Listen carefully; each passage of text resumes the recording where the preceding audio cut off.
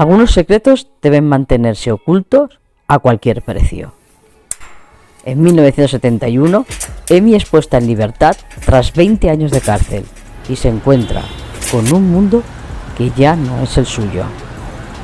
Caminó delante de él hasta el salón, donde su hijo estaba sentado en el sofá con un cuchillo del pan saliéndole del estómago. La mancha roja en la camisa blanca de Barney parecía cada vez más grande mientras Leo la miraba. Tenía los ojos medio abiertos y parecía apacible. Las palmas de las manos estaban hacia arriba, como si hubiera estado sujetando algo al morir. No había necesidad de llamar a un médico o a una ambulancia. Estaba claro que Barney estaba muerto. «¡Por Dios santísimo!», gimió Leo. Se sentía dividido entre el deseo de vomitar y el de deshacerse en lágrimas. «¿Cómo ocurrió?». Amy negó con la cabeza y salió rápidamente de la habitación. Tenía la cara blanca como el papel y parecía tener 20 años más. Era sorprendente cómo podía cambiar la vida de alguien tan drásticamente en el espacio de unas horas.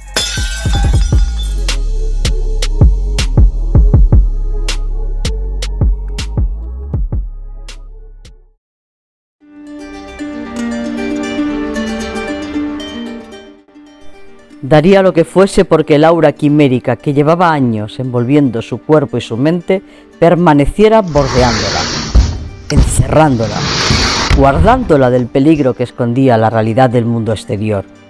No era justo, no quería escucharlo. ¿Por qué se atrevían a destrozarla de nuevo? ¿Por qué su existencia siempre era un proyecto de vida que jamás podía levantarse? ¿Por qué siempre era una superviviente? ¿Qué es lo que había hecho mal? ¿En qué se había equivocado? Tal vez las cenizas del pasado representaran su resurrección. Tal vez el fuego y el resplandor de las bombas, además de dinamitar un pueblo entero, dividir una vecindad asentada y despedazar millares de familias, sirvieran también para iluminar su camino. Si el pasado le había vendido un boleto para un presente confuso, lleno de dudas y contradicciones, cabía la posibilidad de que ahora le dispensara un pasaje para un futuro prometedor. Ya no podía perder nada más.